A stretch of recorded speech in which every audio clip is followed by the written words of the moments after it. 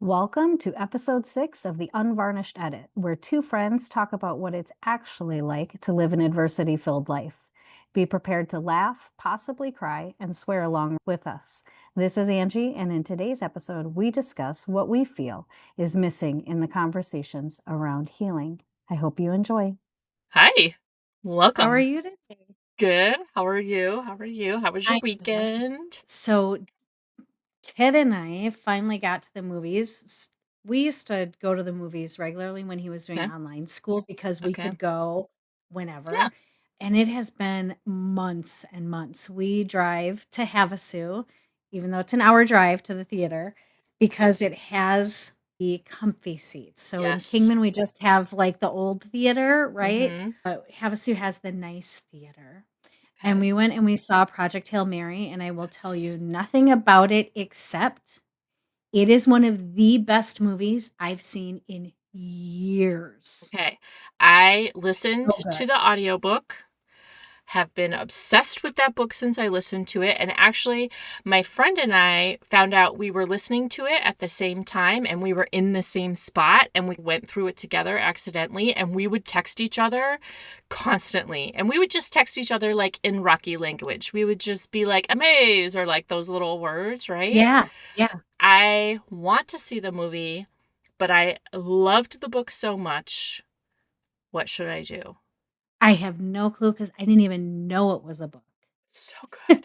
And So it was good. just it was so good that I think that even if you read the book, you'll still enjoy this Okay, movie. that's what I think too.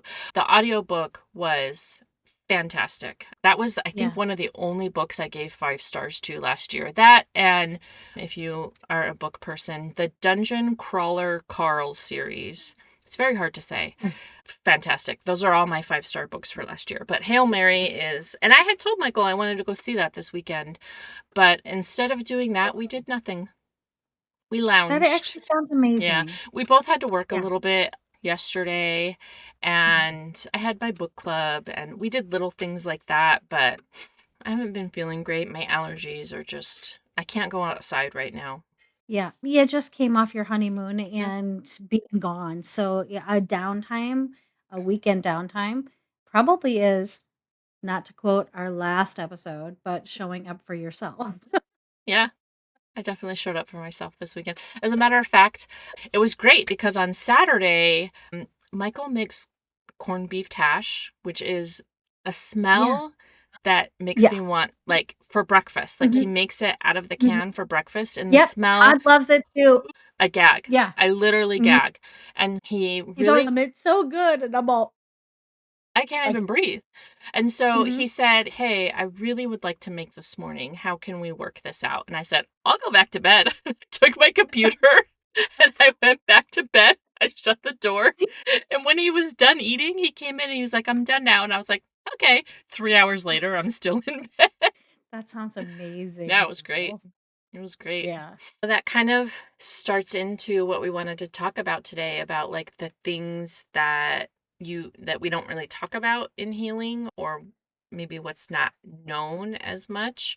First of all, when we talk about healing or a healing journey, I hate that phrase. I hate it when people use the word journey.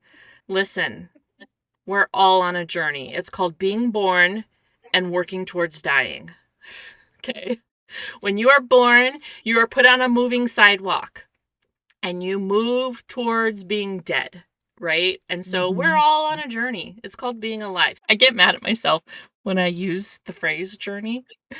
But when someone sets out, either intentionally or accidentally, to actually work on healing, and when I say healing, I mean getting sober, working with trauma, learning more about yourself, changing your relationship Mhm. with yourself, Mhm. and those are all scalable things. Some of us do that on a very, like, mediocre low level, where it's, yeah, I want to figure out more about myself, I want to be better in my relationships, etc., etc. That is healing. Some of us have to do it at this really high level of, I've got some baggage to unpack. But I Mhm, think healing mhm. is incorporated in all of those different kinds of scenarios and situations. So I want to use it in a really general word, but I think particularly today when we talk about what do we not talk about in healing and what has been unexpected and also what makes you feel hopeful, I'm personally referring to a much bigger situation of I've got a lot of things to unpack here. I have like a traumatic background that I've got to figure out how to manage. And so I just Mm. want to be clear what I'm talking about when I talk about these things today.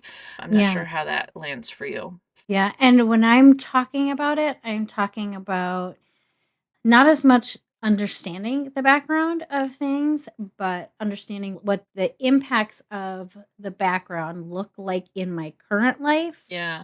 that are holding me back or are Okay. affecting, like, my current space That here. makes sense. Um, because honestly, I don't care to know a lot of it. Yeah. So I don't have to level set. I have a handful of memories until 8th grade, and then I have a handful of memories for high school, big gaps in years and pieces like Yeah. that, and so knowing what I know now, right, of how my system processes information and where it stores it and all of those kinds of pieces, I know that it has to be bad enough that it was stored away so that we don't know what it is. So I don't care to actually know Yeah. The brain is just what braining. Yeah. yeah, what they are. But what I do care about is how does it still currently affect the things that have happened? Where do they show up in my life? And how do I think honestly make peace with it. Yeah. Yeah, so identify those kinds of pieces. And when I think about what do I wish I knew? I wish I knew how hard and how long of a journey it would be. I know you don't like that word. How long of a process? How long of a process it would be, and to understand that it will be a continual process, and that's Yeah. okay. Yeah. And that it's not like I don't think there actually is an end. I tell my kids when we stop learning, we stop growing and we start dying. Yeah. And so life is just another learning, Yeah. and that looking at it that way, I wish I didn't think it was a destination at the beginning because I Yes. think I put a lot of shame and guilt that I was doing things the wrong way, that things would never get better because I always thought there was going to be a destination, an ending, an Like, endpoint I'm in it. cured. Yeah. And I think it effed me up a bit Yeah. for a while Yeah. That looking makes at that. sense. I think one of the things that I agree with you that I wish I would have known that this is a very long process. It is not linear. I Mhm. also wish I would have known how much grief is involved. Mm. That was not an emotion that I was expecting to have to handle as much as I have had to handle. Having to go through this part of where I am in life, which is EMDR, which has been just transformative, there is so much grief involved. And that is probably an emotion that it's one of my like top 3 uncomfortable emotions.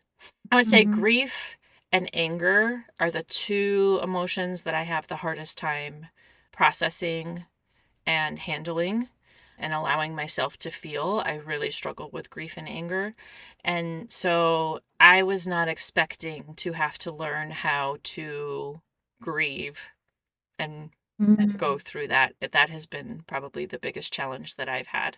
And I think that's probably why I very often say, when is this going to be done? When am I going to be Mhm. done? And I don't mean done working on myself or improving. I just mean this part of it, which is Mhm. the EMDR.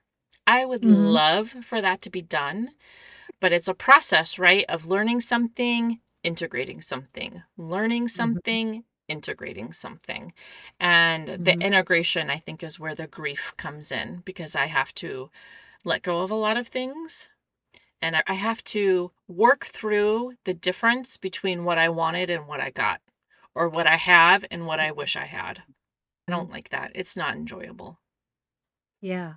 I know I remember the time that I had to grieve what I had thought everything was going to look like Yes. versus what it did. That was a powerful moment. That's a powerful time. But yeah, anger for me too. I can blow up. That's not a problem. That's not a But problem. feeling the anger in, I think, a more healthy way Yeah, and not having any judgment. Yeah, and allowing it to be like, I know that it's coming out as anger, but almost always when I'm angry, it's because I'm really hurt. it's And so the yeah. hardest part for me is to say, I know that it looks like I'm angry, but what it is, I am really hurt by Yeah. this. You know what's Yeah. interesting about anger is I think the analogy I'm about to give works for almost any emotion, especially a negative emotion, but this is specifically how I think about anger. I think about anger as like a hot potato. And when I hold it, it is I don't enjoy it. It hurts and I know what's underneath it and I don't want the hot to go away because I don't want to deal with what's underneath it. So if I throw the hot potato at someone else, then I don't have to deal with it anymore. And that's Yeah. what happens when I blow up, right? It's just like I Yeah. just chuck the hot potato at someone else and Yeah. then it's like it gets hotter, right? Because it's got like Mhm. more energy to it. Whereas if I can be patient and just hold on to it for a minute, yes, it hurts, but it also cools off. And once it cools Mhm. off, then we can talk about why I'm either afraid or in grief. Those are probably my two roots of anger. I'm afraid Yeah. or I'm really grieving something. And Yeah. I think when I can think about that, and usually the only time I realize it is when I've already chucked the potato at someone else, and I'm like, "There it Right. goes." Right. Right. Yes.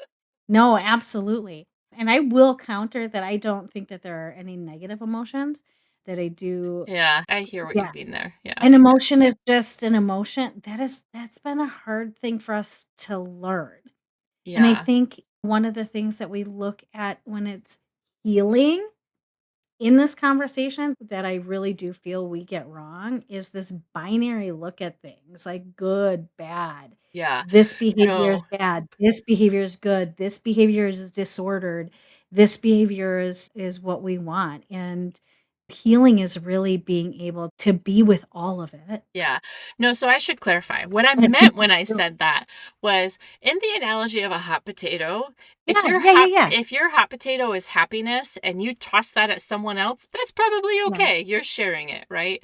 But if you're thinking about an emotion that you want to get rid of, that in a maladaptive way, that's what I meant by that. But that also makes me think about something that I say all the time to other people, but tend to ignore for myself, which is that emotions are just data points. It's just data, right? Yes. This thing Yes. made me feel this way. And Yes. that is a valuable data point. And if I can get into my really analytical brain, which I love to be there because you don't have to have feelings when you're in your analytical Yeah. brain, and I can Yeah. plot all of my data points with all of the things that have happened, I learn a lot. I learn a lot, right? Yeah. Over space and time and relationship and things like that. And so when I can remind myself, this feeling is not good, it's not bad. It's a piece of data. It helps me Yeah. learn something, right? Yeah. Yeah, absolutely, absolutely, Yeah. and I look at that the same way as we use the word maladaptive, right? Is it really maladaptive, or is it neurobiologically appropriate for the experiences that we have been through? Yeah. We tend to, in healing, take this whole entire laundry list of things that are bad. Yeah. That they see them as bad, and so then what happens is when we feel them, we label ourselves as bad for having a feeling, Oh, for having a thing that you're not supposed to. I'm not supposed to be angry anymore. I yeah. am not supposed to feel this way anymore. This is not what I want to be. This is doing healing wrong. No, they're all appropriate responses when we look into the greater, bigger picture of it. Yeah. And it's not something that is ever really talked about because when we talk about healing and we talk about those things, it automatically goes to bad and good. This is Yeah. how I was. This is how I want to be. This is bad. This is good. I love that you use it as data points because that's all anything in life Yeah. is a data point. We as humans are the ones who put judgment on it. There's no judgment in anger. There's no judgment in blowing up. There's no judgment having substance use disorder.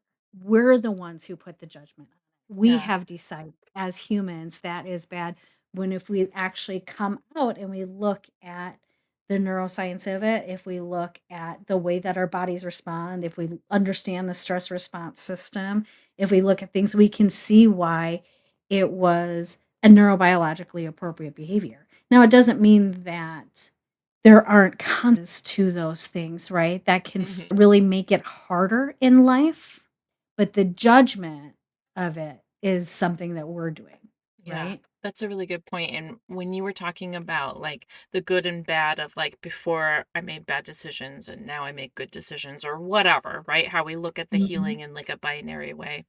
I do that to myself sometimes in the sense that I I deeply want to know when I will just be able to live my life. When do I Yes. get to stop working on this and just apply the things I have learned and just Mhm. go through life living, growing, integrating, Mhm. applying. And Mhm. I think that goes along with my desire to want to find the end, right? But what I Yeah, like have it's a destination of Yes, yeah. but what I have to realize and what I remind myself all of the time is I am living my life right now. Until I die, everything is life, right? Yeah. There is not a point in the future where I will start just living my life. I am just living Mhm. my life right now in this Mhm. way. And maybe in the Mhm. future it will look different and it will look less intense in a therapeutic sense, but in a client relationship therapeutic sense, Yeah. but I'm living my life right now. There is Yeah. no work towards the future and then being able to live. And I have to remind myself of that very often. Yeah. Yeah, absolutely. And our society just tends to run that way, Yeah. right? Oh, you want to lose some weight? Here's a quick fix. Here's this. Here's all of these different products, all of these different pieces. Everything is always a destination. Yeah. And so we tend to hold things back.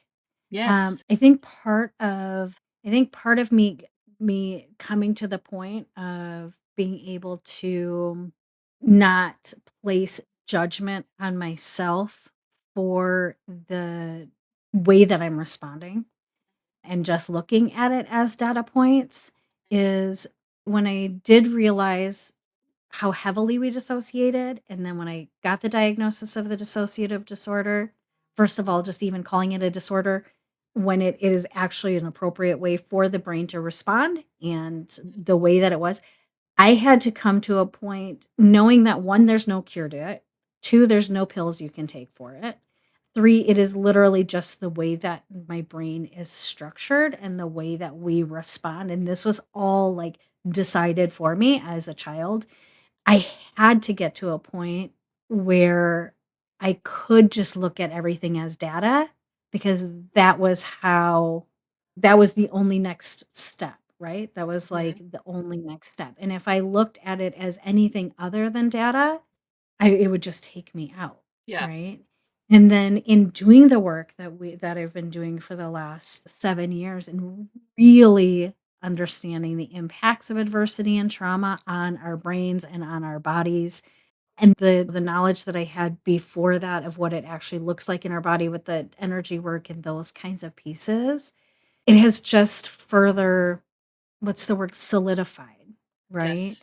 That this really is data, and we Yeah. all just do respond, and it actually makes me sad.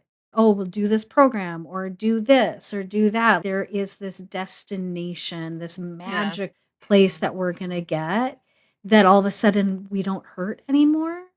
That's not realistic. Yeah, no. That we somehow think that healing means that we will never blow up again or that we're never gonna fall back into old patterns. Healing just means, and I think we discussed that in one of our first episodes, is that it just means that we recognize it sooner Yeah, yeah. It's like a and that we shrinking of the timeline between incident and repair. absolutely. Yes, absolutely, and absolutely. And being able to have the capacity to hold on to things that are uncomfortable, whether that be grief and anger or whether that be joy and fun.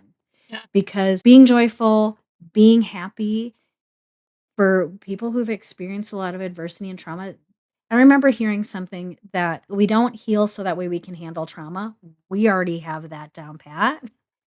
We heal so that way we can handle being happy and joyful because those are very uncomfortable. yeah, You know what I mean? And so I think that healing to me looks like that capacity to hold uncomfortable feelings and to be able to hold them for longer. And then when we aren't able to hold them, right, or we go back into patterns, that we recognize them sooner and we're able to repair. And yeah. that's just life. I want to add something onto that because I think for me, healing is being able to hold on to an emotion and also keep it separate from my identity, like Yes. who I am. So Mhm. I can, and this is new for me, I am now able, very recently actually, I have learned this about myself. So I am in a new era where Yeah. I am now able to get have conflict show up, let's just say, hear how someone has viewed me or thinks about me, and I Mhm. can actually hold on to that and examine it. I've been able to say, this part, yes, I probably did do that, but this part, that's not me. And Mhm. I used to automatically just take it in. Oh my God, you're right. I did that. I'm so bad. And now Mhm. I can hold on to an emotion and I can decide if this is actually part of what I want to take in or not. And that has been hugely different behavior. And so I think adding in that piece of separating the person from the behavior, I can now do that Mhm. for myself. And I've Mhm. never been able to do that before. That's huge. Yeah, that's huge. Yeah. Yeah. And I think for me, it has actually helped not only myself, but it's helped me to see that everyone else is just seeing out of their own perceptions as well, right? That they're Yes. seeing out of their experiences, their past, their understanding of it. And we all do have a different understanding of life. Yeah. Even if we've gone through the exact same thing, we all have a different experience in it because of our lives. One, it's we have compassion for others, but it actually gives me more capacity. The hard part about that, and I think a part that we also don't talk about, you can have compassion for others and their behavior still not be okay, Yes. not be acceptable. And just because you understand where they come from, you understand that it may be pain that is causing them to act that way or be that way. Abuse and bad behavior and those pieces that actually hurt s- someone is not okay. End of story. I don't care what their life story is. Yeah. Yeah. That's been a really big part of what we've had to work on in therapy is I'll just give you the analogy my therapist gave me, which has been extremely helpful for me. She said, if we went out to the parking lot right now and I got in my car and I didn't see you standing there and I ran over your foot and I got out and your foot hurt and you would be able to say to your friends, she didn't mean it. She's a good person. But your foot still hurts, and we still have to Mhm, work on it. She was like, so mhm, you can have people in your life that do not intentionally mean harm, do not know what they're doing, are actually really good people, and also they still hurt you, and you still can work on that. And learning to have the and also instead of Yes. but. Because I was Yes. constantly like, but they don't know that they're doing that, or but they didn't mean that, or but they're really nice. Like I was constantly saying that. And Yes. we had to spend so much time, and also, not but, and also the amount of times she has said that to me. Yeah. And that has been a really important lesson of I can have compassion for this person and I can see why their life story and where they were coming from caused them to behave this way. And also, I didn't get what I needed, and I'm allowed to fix that. I'm allowed to get better from that and take care of myself. Yeah, And and I'm allowed to set a boundary and not interact. It's not my responsibility for somebody else's healing. yeah. It's not right. My responsibility is for myself. Mhm. Being in the trauma informed movement as we are, and I have been doing this for a long time at this point in this, and it has gotten to the point, and this is probably going to be very unpopular, but we've weaponized it. We have used it to allow abusive behavior as far as like a free pass. And that is not where you and I come from in any way, shape, or form in this. And when we have those conversations on even what kind of healing looks like and having that of what brought us to this point, I just want it super clear to everybody that we are not that you can have compassion and also a boundary. And this also comes in showing up for yourself, right? Is understanding what does that look like? What is the impact here in my life? And I think I saw some of the detriment in it with my daughter and her relationship of 7 years because he did have a rough start, right? He did have rough things in life and repeating the exact same things that I repeated. Of course, like it's abusive and she still has the impacts of all of that compassion she gave, those long lasting impacts of it. And yeah, I just don't ever want it to come across that we're saying it's okay. I think I want to say that like in a different way to like really put a fine point on it. If you are an adult that allows people to engage in harmful behavior because you're extending compassion for where they're coming from, you are not actually a safe adult. And the Mhm. way I think about that is in friendships. If I have a friend who and we have a mutual friend, and they constantly allow this mutual friend to gossip, backstab, cross boundaries, and the excuse they give is she's just going through a difficult time. Neither one of Mhm. those people are safe friendships for me to be in. Owe it to ourselves, and I would argue we owe it to that person to let them feel the boundary and the effect of their behavior so that they can decide whether or not that is data for them to take and make a change or not. But if we continue to allow people to engage in harmful behavior and never draw that boundary, we are not helping them at all. We are being a bad friend, in my opinion. Yeah. Yeah, and just hurting ourselves. Yeah, and just hurting ourselves. Agreed. What makes you feel hopeful? What makes me feel hopeful is I think I see people having these conversations Mm. of that abuse is not okay. One, that healing does look different for everybody and it isn't right that endpoint. And even just understanding where the beginning of it is, it makes me feel hopeful that more discussions, and I think it probably helps that we have more science, brain science, although the brain is the one thing that runs our entire system. It's the last thing that has been studied medically. And Mhm. so in medical years, it's relatively new and always new research coming out. And so it really does make me feel hopeful that because of the new studies and because of the research that is there, that more people are going to actually understand all of this pieces, right? That we're Yes. going to have compassion and understanding for ourselves and seeing that, oh, well, of course my body responds that way when I have experienced these things. Like that just makes sense, right?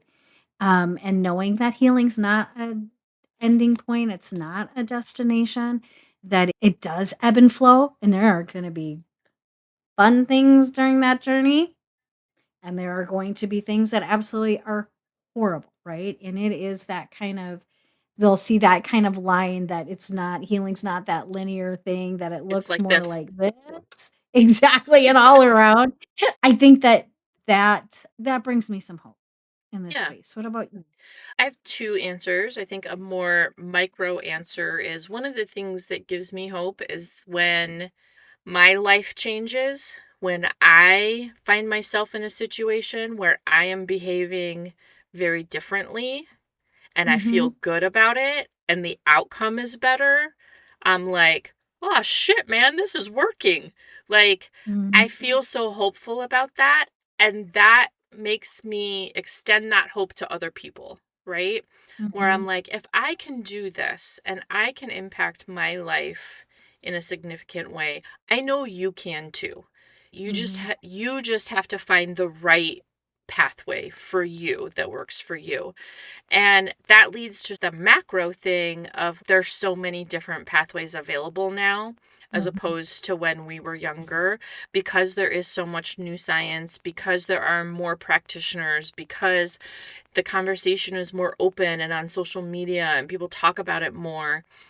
The pathways to being able to learn and have those moments of change that propel individual hope becomes a movement of unified hope. I really have come to understand that putting myself in a position where I am growing and learning and joyful and hopeful is so important so that I can join with other people and become a group of hopeful, joyful, healing people and Mm. move that forward, if that makes sense. Yeah.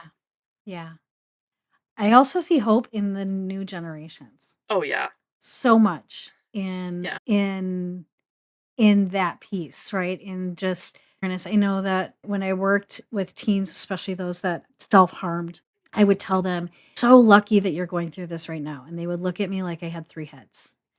And what are you like, why, how could this possibly be lucky? We all learn it at some point in our life. And I would much rather learn it as a teenager and have that way more solid foundation throughout my life than learning it now Yeah. in my 40s and 50. And so seeing the generations coming up, just one being willing to look at their own behavior, Mhm. being willing to look at how what they do and what they say, how it impacts people, it gives me a lot of hope, right? That Yeah. maybe we won't have, that maybe we're further along in the journey than, I know I Yeah. realize how many times I say it after you said that you I hated that know. word.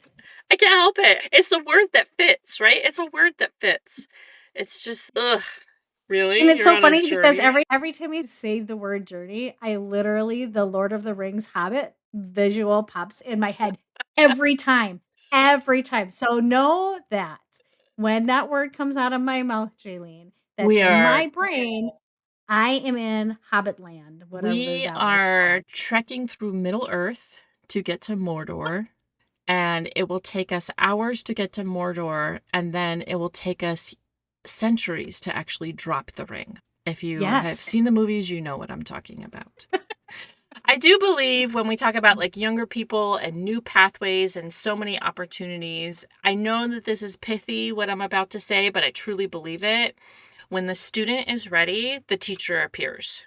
When Mm. you are ready and open to something and you put that energy out there that I am ready for this experience of whether it's healing, learning joy, learning a skill, whatever it is, that opportunity shows up in some way. Yeah.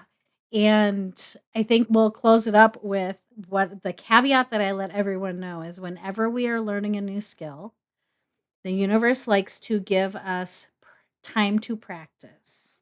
And so typically, what I call them are life's lessons in life will show up and be like, oh, want more capacity and patience? Here is Prove it. a situation, right, that requires you to have extreme amounts of patience. How did you do? Kind of those pieces. Those are just data points. Data. Again, no shame, no judgment in it, data points, but know that when we do learn things new and as we are on this path, that those lessons will show up just for us to practice and integrate them in our day. Yeah. So Yeah. And if you can't remember that, just remember the joy is in the journey through Middle Earth. through Middle Earth to Mordor. I actually seems appropriate right It now. does. It does actually. You're right. We might be in Middle Earth right now. Oh, so nice chatting with you. Yes, that was fantastic conversation. I love this time together. So thank you for sharing everything and your thoughts and Yeah. wisdom. Have a good afternoon. You too. Thank you for joining us today. It has been great to share this conversation with you. Don't forget to like and subscribe so you can get future episodes. If you know anyone that you think would like this episode, please feel free to share it with them. Join us next week where we will have conversations about relationships and finally finding a healthy relationship.